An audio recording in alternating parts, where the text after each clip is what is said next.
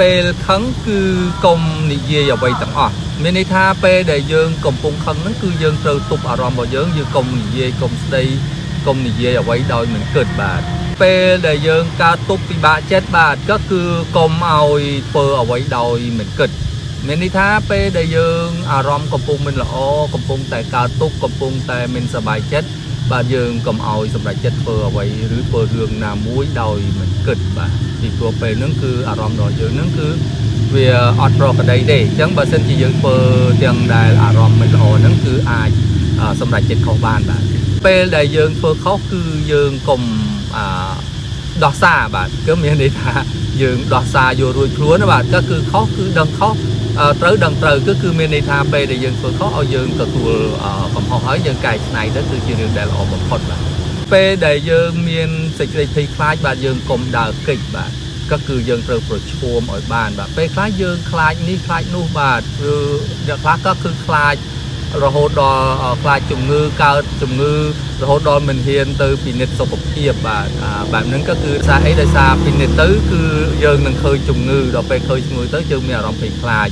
ឬយើងខ្លាចនៅរឿងអ្វីមួយអញ្ចឹងបើសិនជាយើងខ្លាចហើយយើងដើរគេចយើងអត់ប្រឈមដោះស្រាយជាមួយវាទេទីបំផុតក៏រឿងហ្នឹងគឺវាអត់ជាប់ទេបាទវានឹងតាមយើងរហូតបាទពេលដែលយើងមានអារម្មណ៍ល្អបាទយើងកុំទៅសន្យាជាមួយអ្នកណាបាទ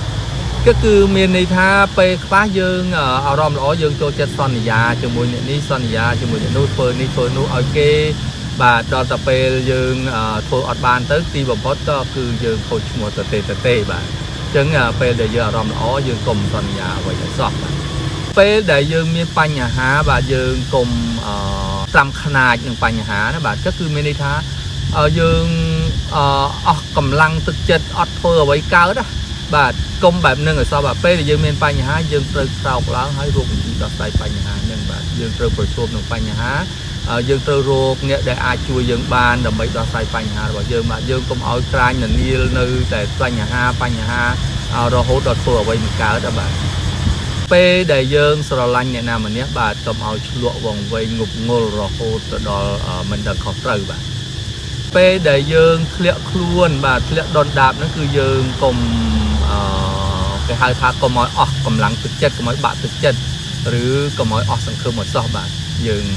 ដោយសារជីវិតនោះវាមានឡើងមានចុះបាទអញ្ចឹងយើងត្រូវគិតថាយើងធ្លាក់ពេលនេះគឺវាមិនធ្លាក់រហូតទេបាទបើសិនជាយើងព្យាយាមយើងអាចនឹងឡើងតបជួវិញបានអញ្ចឹងណាបាទ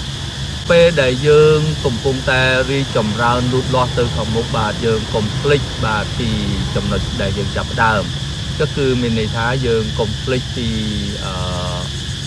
ខាងក្រោយយើងបាទដែលយើងធ្លាប់យ៉ាងម៉េចខ្លះយើងឈានមកយ៉ាងម៉េចយើងតងកាត់មកយ៉ាងម៉េចយើងធ្លាប់ជួបអីខ្លះបាទអញ្ចឹងកុំឲ្យភ្លេចរឿងដែលយើងធ្លាប់តងកាត់អញ្ចឹងមានន័យថាយើងទៅមុខប៉ុន្តែយើងកុំភ្លេចខាងក្រោយណាបាទពេលដែលយើងល្បីមានគេឈ្មោះល្បីបាទយើងកុំភ្លេចខ្លួនបាទក៏គឺជាច្រើនបាទពេលដែលល្បីទៅគឺភ្លេចខ្លួនគិតថាខ្លួនឯងនឹងល្បីធ្វើនេះធ្វើនោះធ្វើអីក៏បានទីបំផុតទៅក៏ទៅប៉ះពាល់អ្នកដែលគេល្បីជាងឬទៅប៉ះពាល់អ្នកដែលគេមានគេឈ្មោះច្រើនជាងដល់ចឹងទៅក៏គឺធ្វើឲ្យយើងនឹងធ្លាក់រហូតទៅដល់ងើបមិនរួចវិញបាទអញ្ចឹងចំណុចទាំងនេះគឺសម្រាប់ដាស់តឿនស្មារតីរបស់យើងបាទពេលដែលយើងខឹងគឺយើងកុំនិយាយអ្វីទាំងអស់បាទមានន័យថាយើងទប់អារម្មណ៍បាទអញ្ចឹងពេលដែលយើងកើតទុក្ខក៏គឺឲ្យយើងនឹងគឺតាំងស្មារតីបាទគឺពេលយើងពិបាកចិត្តតាំងស្មារតីយើងកុំឲ្យធ្វើអ្វីដោយមិនគិតណាបាទឬពេលដែលយើងធ្វើខុសគឺយើងកុំដោះសារបាទទទួលកំហុសទៅល្អបំផុតបាទហើយរកវិធីដោះស្រាយកែច្នៃវាទៅបាទ